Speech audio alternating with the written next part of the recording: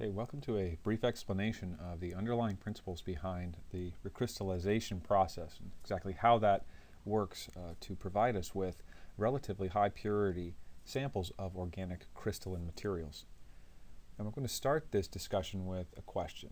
And the question is, how do intermolecular forces drive the recrystallization process? How is it that these intermolecular forces are on our side, as it were, when we're attempting to purify an organic crystalline material? And to do this, we're going to have a cast of characters, one of which will be molecules of the product of interest, and we'll be depicting those as green squares. And for the time being, we'll be thinking of impurity as a different type of shape. In this case, molecules of impurity will be depicted in some of these cartoon illustrations as red triangles. So let's take a look at how we can begin to understand the process of recrystallization using these very simple analogs for organic compounds. In example 1, we're going to recrystallize a compound which is already pure so that we can start thinking about the thermodynamics of this transition and the state changes that will be taking place. So let's take a look at that. Here we have our sample on the right-hand side of a highly pure, highly ordered crystalline material consisting only of the compound of interest. What we're going to do is look at the left-hand side, which is an energy coordinate diagram showing how the free energy of the system changes as we dissolve and then recrystallize this already pure material. Our location on the diagram will be represented by the small red and white bullseye that you see at the left-hand side of the energy diagram trace. Now, let's begin by disassembling this crystal all the way down to the molecular level. We want each molecule solvent separated. And to do that, we need to put some energy into the system because we're trying to reach a higher free energy state that is dissolved. So let's do that now. We'll add heat to dissolve the sample. And in doing so, this undissolved crystal will have to be pulled apart molecule by molecule, meaning we have to overcome all the intermolecular forces holding these well-ordered set of molecules together. As we apply our heat and dissolve the sample, become solvent separated.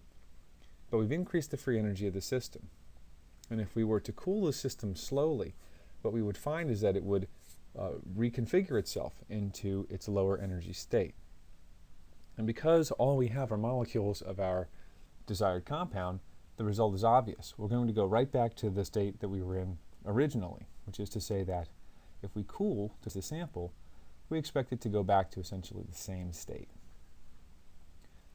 Here we have again a highly ordered crystal where all of the intermolecular forces are maximized because this regular repeating crystal structure is set up to give us the best, strongest interactions when we're dealing with a series of molecules of the same type. Let's take a look at how we can use this behavior of crystalline materials to purify an impure sample of an organic crystalline solid. So now what we're going to do is dissolve an impure sample, and then we're going to recrystallize it with slow cooling to ensure that we get the purest possible product. So here's our new system. Notice that in this new system, we have a sample which has an impurity, and that the impurity doesn't fit as well into the crystal lattice. This means that some of those intermolecular forces around this local impurity are compromised. They're weaker. And because of this, the free energy of the impure crystal is higher than the free energy of the pure crystal.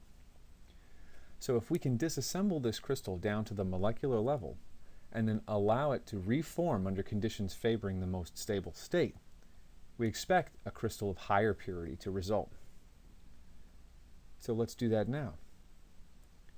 As we heat our sample, it dissolves, the molecules become solvent separated. Now as we slowly cool the sample, molecules will begin to form a new crystal. At the surface of this growing crystal, new molecules will come in and stick. And this is the process of crystal growth. But what you'll notice in this illustration is, as I animate it, the impurity doesn't stick very well and is able to fall off of the face of the crystal, going back into solution again. And this allows for a very pure crystal to form. So here our impurity doesn't interact as strongly with the surface. so it's able to fall off, making room for new molecules of the desired kind to form stronger interactions in the crystal. And because of this, we've gone energetically downhill. So cooling slowly is important because that places thermodynamics in charge of the system and guarantees that we'll reach the most stable free energy state possible. And in our case, that's a pure crystal.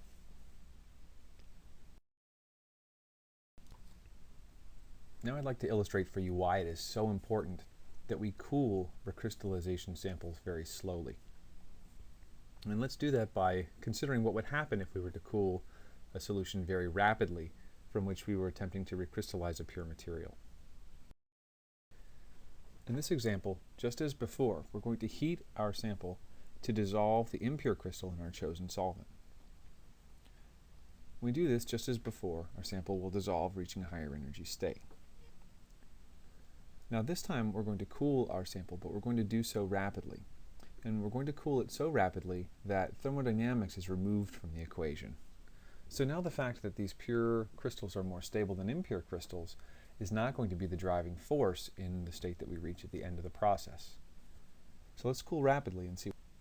Notice that as we cool this mixture rapidly, impurities which might otherwise fall off the face and not be entombed in the crystal are instead trapped because the face is growing so rapidly that new molecules of the desired compound come in and essentially encapsulate it at the surface. The result of this is an impure crystal, and this is not the goal of recrystallization. Therefore, slow cooling is essential during the recrystallization process because it keeps thermodynamics in charge, favors the formation of pure, high-quality crystals, which we can use then for either further experimentation or identification by melting point, which will be the topic of our next segment.